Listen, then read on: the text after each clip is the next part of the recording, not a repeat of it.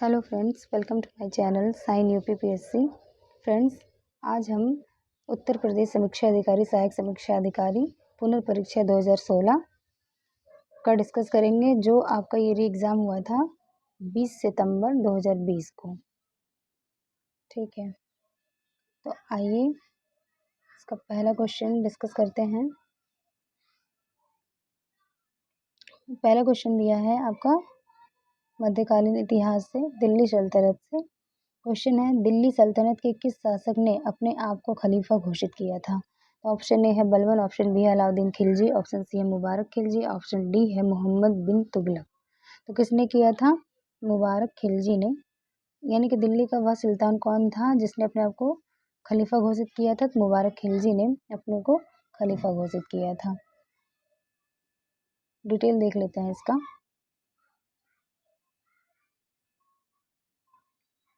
कुतुबुद्दीन मुबारक खिलजी दिल्ली सल्तनत के खिलजी वंश का शासक था। या सिहाबुद्दीन उमर की हत्या किया था, जो सल्तनत काल का ऐसा करने वाला एकमात्र शासक था। मुबारक खिलजी की उपाधियां अल इमाम उल उमाम, खिलाफत उल अल्लाह, खलीफतुल्लाह थी। इसका कार्यकाल 1316 से 1320 ईस्वी तक था। इसे नग्न स्त्री पुरुषों की संगत पसंद थी, इसी कारण वह कभी कभी दरबार में स्त्री का वेश पहनकर आ जाता था। मुबारक खिलजी ने अलाउद्दीन खिलजी के द्वारा शुरू किया गया बाजार नियंत्रण को समाप्त कर दिया था। तो ये क्वेश्चन यहाँ पे आपसे पूछा जा सकता है, बाजार नियंत्रण की जो है प्रथा किसने शुरू की थी? तो अलाउद्दीन खिलजी ने स्टार्ट किया था, लेकिन इसे समाप्त किसने कर दिया? तो मुबारक खिलजी ने इसे समाप्त कर दिया था। स्टार्ट किया था अलाउद्दीन खिलजी ने। चलिए नेक्स्ट क्वेश्चन देखते हैं। नेक्स्ट क्वेश्चन है मुगल साम्राज्य से। क्वेश्चन है, निम्नलिखित युद्धों पर विचार कीजिए तथा उन्हें उनके कालक्रमानुसार व्यवस्थित कीजिए। तो क्रोनोलॉजिकल ऑर्डर में दे दिया आपका पूछा है। पहला दिया है कन्नौज का युद्ध, चंदेरी का युद्ध, तालीकोटा का युद्ध और चौसा का युद्ध। तो आपको ये क्रोनोलॉजी पता होनी चाहिए। तो देख लेते हैं इसका ऑप्शन क्या सही है। आपका बी सही है, यानी 2, 4, 1, 3। डिटेल देख लेते हैं इसका। चंदेरी का युद्ध कब हुआ था? चंदेरी का युद्ध हुआ था 1528 ईस्वी में। चौसा का युद्ध हुआ था 1539 ईस्वी में। कन्नौज का युद्ध हुआ था 1540 ईस्वी में। तालीकोटा का युद्ध हुआ था 1565 ईस्वी में। ठीक, तो ये सारे ही युद्ध आपके जो है 1500 ईस्वी में लड़े गए हैं। तो आपको ये डेट याद रखना है। चंदेरी का युद्ध जो है 1528, चौसा का युद्ध 1539, कन्नौज का 1540 और तालीकोटा का 1565 ईस्वी में। चलिए नेक्स्ट क्वेश्चन देखते हैं। क्वेश्चन नंबर 3 है, हल्दी घाटी के युद्ध में महाराणा प्रताप के अलावा राजपूत सेना का सेनापति कौन था?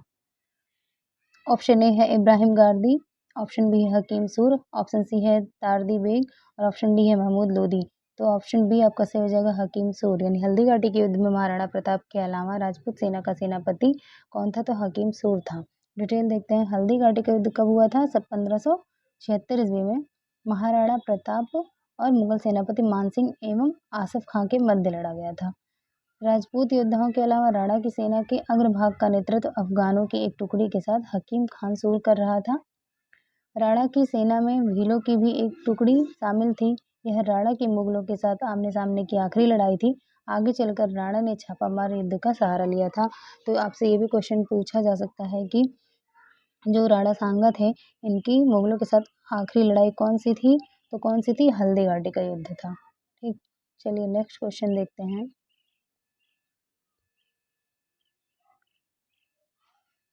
क्वेश्चन है, रज़्मनामा किस हिंदू ग्रंथ का फारसी अनुवाद है? रामायण, महाभारत, महाभाष्य, अष्टाध्यायी।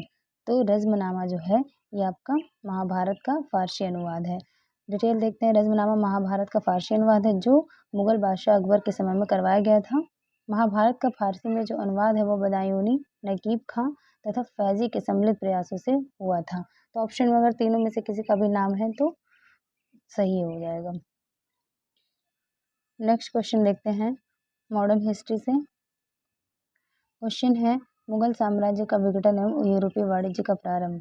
क्वेश्चन है आपका, भारत में अंग्रेजों की सफलता तथा फ्रांसीसियों की असफलता के कारण के संदर्भ में निम्न कथनों में से कौन सा या कौन से कथन सही हैं?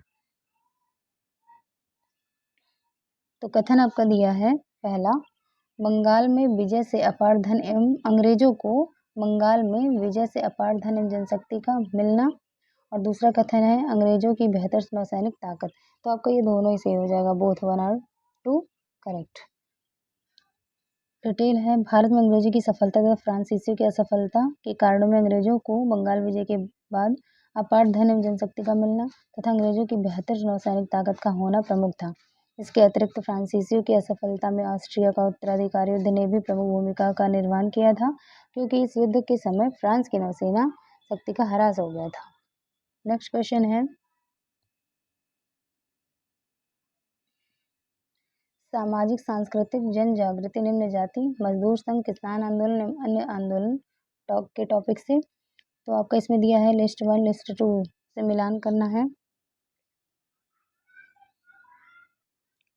तो पहला दिया है आपका रंपा विद्रोह, दूसरा पाबना किसान विद्रोह, तीसरा बंगाल नील विद्रोह और चौथा है आपका डी जयंतिया विद्रोह। तो इसमें देख लेते हैं ऑप्शन आपका यहाँ पे बी सही है, यानी 2 4 1 3 ठीक, यानी कि आपका रंपा विद्रोह जो है वो 1879 से 80 के बीच में हुआ था। ठीक, पाबना विद्रोह जो हुआ था ये आपका 1873 से 1876 के बीच में हुआ था। बंगाल नील विद्रोह 1859-60 के बीच हुआ था और जयंतिया विद्रोह जो है ये 1860 से 63 के बीच हुआ था। तो ऑप्शन बी आपका सम्मिलित है। ठीक, चलिए नेक्स्ट क्वेश्चन देखते हैं।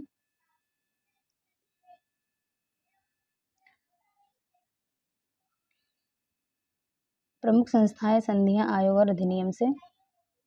क्वेश्चन है लाठी क्लब की स्थापना निम्नलिखित में से किसने की थी? भगत सिंह, लाला लाजपत राय, बाल गंगाधर तिलक या बिपिन चंद्र पाल।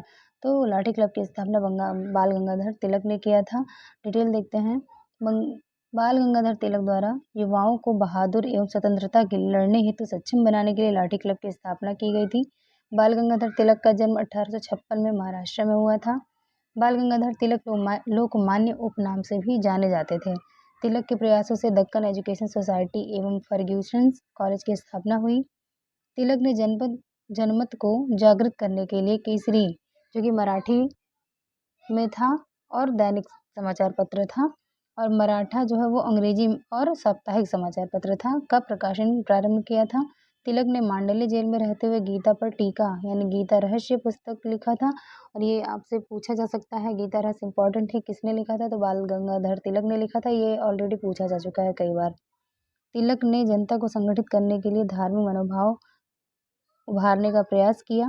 इसी उद्देश्य से उन्होंने गणपति उत्सव एवं शिवाजी उत्सव मनाना प्रारंभ किया। उन्होंने मोहल्ला विरोधी समितियां और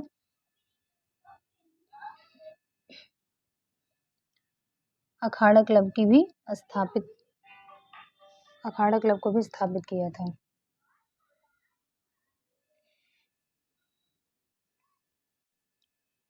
सूची 1 को सूची 2 से सुमेलित कीजिए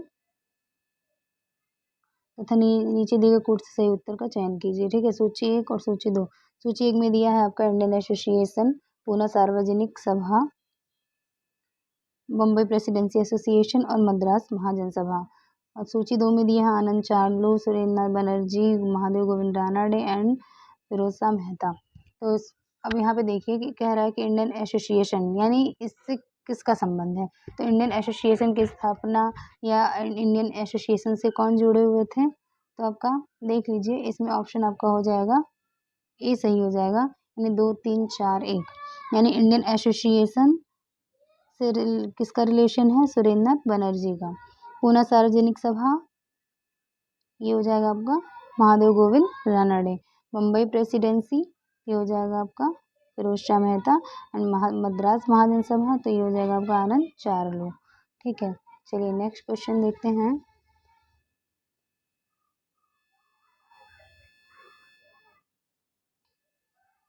क्वेश्चन निम्नलिखित में से कौन सा सुमेलित नहीं है? ठीक, संगठन दिया ऑर्गेनाइजेशन एंड पर्सन यानी व्यक्ति। ठीक है, पहला दिया है यंग बंगाल आंदोलन, दिया है Henry वेविल Derozio, Bahishkrit Hitkarini Sabha, Jyotiba Phule, theosophical society, colonel Olcott और United Indian Patriotic Association Ahmad Khan. तो कौन सा सही सुमेलित नहीं है? तो आपका इसमें आंसर हो जाएगा बी। ठीक है, तो बी जो है ये आपका सही सुमेलित नहीं है। ठीक, चलिए तो आंसर देख लेते हैं इसका। संगठन है आपका यंग बंगाल आंदोलन, तो इससे सुमेलित है कौन? हेनरी विवियन डेरोजियो, तो ये आपका सही सुमेलित है। थियोसॉफिकल सोसाइटी कर्नल आलकाट, ये भी सही सुमेलित है। United Indian Patriotic Association Ahmad Khan से संबंधित है, ये सही है आपका। और जो आपका गलत है बहिष्कृत हितकारी सभा, ये जो है ये कौन है? B R Ambedkar. ठीक,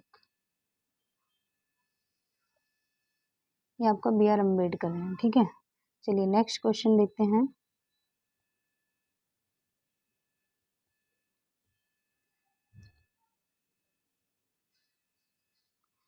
समाचार पत्र एवं पत्रिकाओं से इंपीरियल गजेटियर के संकलनकर्ता कौन थे? Colin Clark, William Wilson Hunter, Charles Elliot और चार्ल्स डिगली। तो ऑप्शन है आपका इसमें कौन सा सही हो जाएगा? यानी इंपीरियल गजेटियर के संकलनकर्ता कौन थे? तो कौन थे आपके? William Wilson Hunter. ठीक, डिटेल देख लेते हैं इसका। विलियम विल्सन हंटर उच्च कोटि के शिक्षाविद, ग्रंथकार, सांख्यिकी विद थे। इन्होंने भारत के सांख्यिकीय सर्वेक्षण का प्रबंधन किया और 1875 से 77 ईस्वी में बंगाल का सांख्यिकीय विवरण 20 खंडों में प्रकाशित किया। इसके साथ ही उन्होंने 23 खंडों वाली इंपीरियल गजेटियर ऑफ इंडिया का प्रकाशन भी कराया। इनकी अध्यक्षता में एक शिक्षा आयोग, हंटर शिक्षा आयोग, ठीक है, 1882 से 1883 में इसका गठन किया गया था, हंटर शिक्षा आयोग। चलिए नेक्स्ट क्वेश्चन देखते हैं।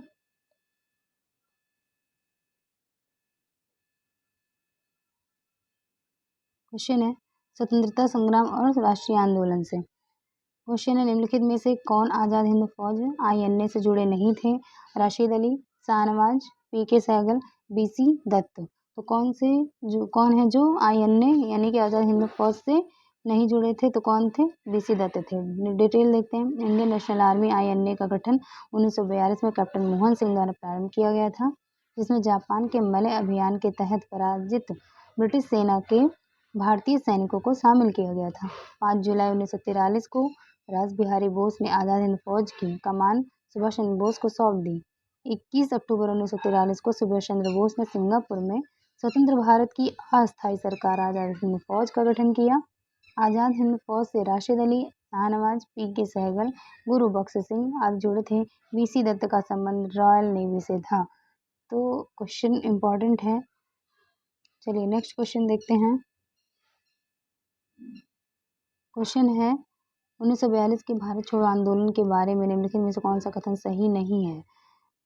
कथन पहला है इसका नेतृत्व महात्मा गांधी द्वारा किया गया था। कांग्रेस को एक असंवैधानिक संस्था घोषित किया गया था। तीसरा कथन है यह एक अहिंसक आंदोलन था। और चौथा है यह एक स्वतः स्फूर्त आंदोलन था। कह रहा है इसमें कौन सा सत्य नहीं है, पूछा है। ठीक है, तो इसमें कौन सा सत्य नहीं हो जाएगा? देखिए, भारत छोड़ो जो आंदोलन था, ठीक है, इसके बारे में क्या कह रहा है? इसका नेतृत्व महात्मा गांधी ने किया था? नहीं, महात्मा गांधी ने नहीं किया था, क्योंकि भारत छोड़ो आंदोलन के पूर्व ही महात्मा गांधी और अन्य नेताओं को जो है गिरफ्तार कर लिया गया था। तो पहला कथन आपका गलत है। दूसरा है कांग्रेस को एक असंवैधानिक संस्था घोषित किया गया था, ये तो सही है। यह एक अहिंसक आंदोलन था, गलत, ये हिंसक आंदोलन था। ठीक है, तो ये भी आपका इसमें गलत हो जाएगा। कौन सा सही नहीं है? तो आपका ए हो जाएगा और आपका सी हो जाएगा। और डी दिया है एक स्वतः स्फूर्त आंदोलन था, सही है। ठीक है, डिटेल देख लेते हैं इसका। भारत छोड़ो आंदोलन 9 अगस्त 1942 को शुरू हुआ था। यह आंदोलन अहिंसक नहीं था। और ऑप्शन में क्या दिया था? यह एक अहिंसक आंदोलन था, लेकिन यह नहीं था। ठीक, सरकारी आकलनों के अनुसार इस आंदोलन के पहले सप्ताह में ही 250 से अधिक रेलवे स्टेशनों को नष्ट कर दिया गया। 150 स्थानों पर हमला हुआ, जिसमें अत्यधिक हिंसा हुई थी। आंदोलन के पूर्व ही महात्मा गांधी समेत बड़े नेताओं को गिरफ्तार कर लेने के कारण यह आंदोलन स्वतः स्फूर्त बन गया था। आंदोलन शुरू होते ही कांग्रेस को ब्रिटिश सरकार द्वारा असंवैधानिक घोषित किया गया था। अतः स्पष्ट है कि विकल्प ए और सी दोनों सत्य नहीं है। हालांकि इस आंदोलन की रूपरेखा गांधी जी के नेतृत्व में ही बनी थी। आयोग ने इस प्रश्न का उत्तर बी माना है, जो कि गलत है। चलिए नेक्स्ट क्वेश्चन देखते हैं। क्वेश्चन है निम्नलिखित घटनाओं पर विचार कीजिए तथा इन्हें काल क्रमानुसार व्यवस्थित कीजिए। क्रोनोलॉजिकल ऑर्डर पूछा है आपसे। इसमें पहला दिया है आपका क्रिप्स मिशन, अगस्त प्रस्ताव, वेवेल योजना, सीआर फार्मूला। ठीक, तो देखिए आपका क्रिप्स प्रस्ताव जो है ये आपका कब आया था? क्रिप्स मिशन 1942 में आया था। ठीक, और अगस्त प्रस्ताव जो है ये आपका 1940 में आया था। वेवेल योजना 1945 में आया था। और सीआर फार्मूला जो है ये आपका 1944 में आया था। ठीक है, तो इसमें आपका पहला कौन सा हो जाएगा? क्रोनोलॉजिकल ऑर्डर में व्यवस्थित करेंगे तो आपका इसमें कौन सा ऑप्शन सही हो जाएगा? ऑप्शन बी सही हो जाएगा, यानी कि पहले दूसरा, यानी कि आपको डेट पता चल गई तो क्या हो जाएगा? पहले अगस्त प्रस्ताव नंबर 1, उसके बाद फिर आपका क्रिप्स प्रस्ताव आ जाएगा नंबर 2 पे, फिर सीआर फार्मूला 1944 में और वेवेल योजना 1945 में। ठीक, चलिए नेक्स्ट क्वेश्चन देखते हैं। क्वेश्चन है, ईश्वर के बारे में सोचने के लिए मेरे पास वक्त नहीं है क्योंकि अभी इस धरती पर बहुत काम किया जाना है। उपरोक्त कथन किसका है? स्वामी विवेकानंद, स्वामी दयानंद सरस्वती, स्वामी रामकृष्ण परमहंस, स्वामी ईश्वर चंद्र विद्यासागर। तो ईश्वर के बारे में सोचने के लिए मेरे पास वक्त नहीं है क्योंकि अभी इस धरती पर बहुत काम किया जाना बाकी है। उपरोक्त कथन जो है ये स्वामी ईश्वर चंद्र विद्यासागर जी का है। डिटेल देखते हैं। ईश्वर चंद्र विद्यासागर 19वीं शताब्दी के बंगाल के प्रसिद्ध दार्शनिक, शिक्षाविद, समाज सुधारक, लेखक एवं परोपकारी व्यक्ति थे। इनके बचपन का नाम ईश्वर चंद्र बंदोपाध्याय था। संस्कृत भाषा और दर्शन में विद्वान होने के कारण इन्हें विद्यासागर की उपाधि प्रदान की गई थी। इनके प्रयासों से ही विधवा पुनर्विवाह कानून 1856 पारित हुआ था। ईश्वर के बारे में सोचने के लिए मेरे पास वक्त नहीं है क्योंकि इस धरती पर बहुत काम किया जाना बाकी है अभी। यह कथन ईश्वर चंद्र विद्यासागर जी का है। नेक्स्ट क्वेश्चन देखते हैं।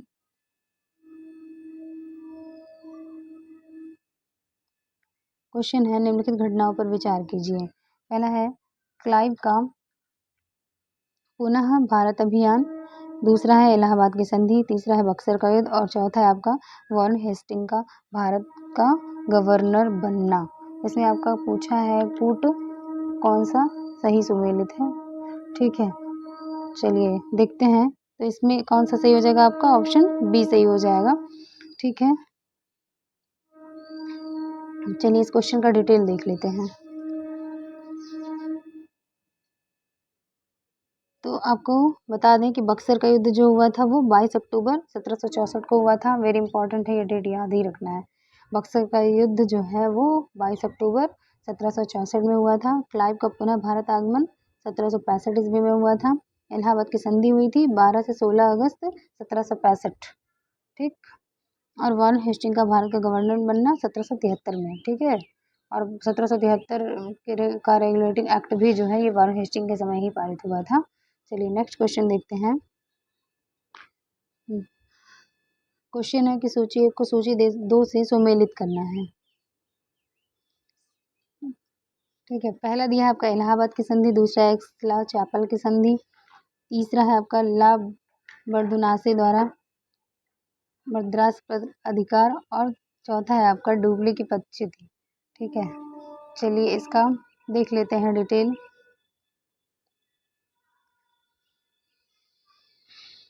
इसमें आपका जो है ऑप्शन बी सही हो जाएगा, 4, 3, 2, 1, यानी इलाहाबाद की संधि जो है वो 1765 ईस्वी में हुई थी। एक्सला चैपल की संधि 1748 ईस्वी में हुई थी।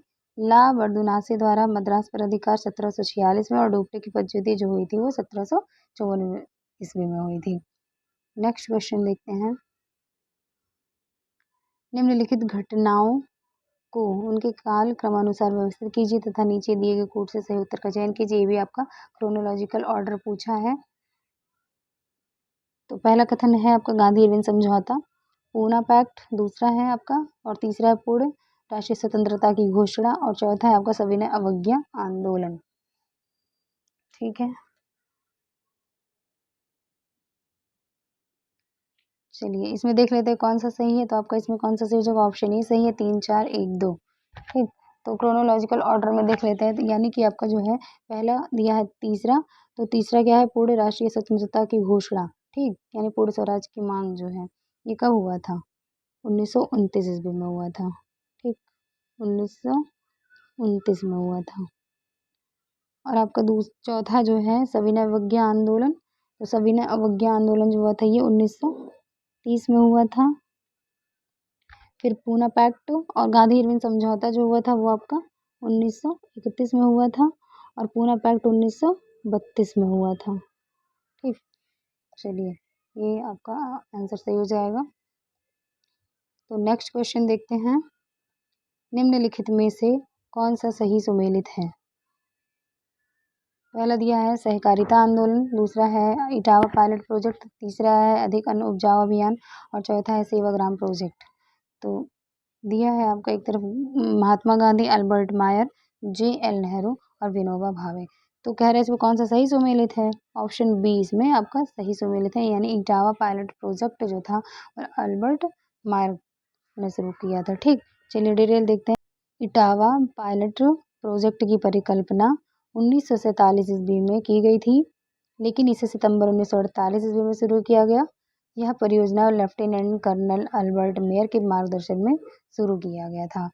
नेक्स्ट क्वेश्चन देखते हैं, निम्नलिखित में से कौन सा सही सुमेलित नहीं है? अधिनियम है और वर्ष है। राजद्रोही सभाओं को रोकने का अधिनियम, विस्फोटक पदार्थ अधिनियम, भारतीय फौजदारी कानून संशोधन अधिनियम, या समाचार पत्र अपराधों के लिए प्रोत्साहन अधिनियम। कौन सा सम्मिलित नहीं है? तो राजद्रोही सभाओं को रोकने का अधिनियम 1908, ये गलत है आपका, ये 1908 नहीं था, ये था 1907। ठीक, ये आपका गलत हो जाएगा। बाकी आपका सभी ऑप्शन सही हैं, यानी कि विस्फोटक पदार्थ अधिनियम जो था ये आपका 1908 में आया था। भारतीय फौजदारी कानून संशोधन अधिनियम ये भी 1908 में आया था, और समाचार पत्र अपराधों के लिए प्रोत्साहन अधिनियम ये भी आपका 1908 में आया था। बाकी सभी ऑप्शन सही हैं। चलिए, तो फ्रेंड्स आपका हिस्ट्री का जो पोर्शन था वो आपका ख़त्म हो गया है। तो आगे जो है नेक्स्ट टॉपिक जो है आपका वो नेक्स्ट वीडियो में। तो आई होप दोस्तों आपको क्लास अच्छी लगी होगी। अगर आपको क्लास अच्छी लगी तो please do like share and subscribe my channel.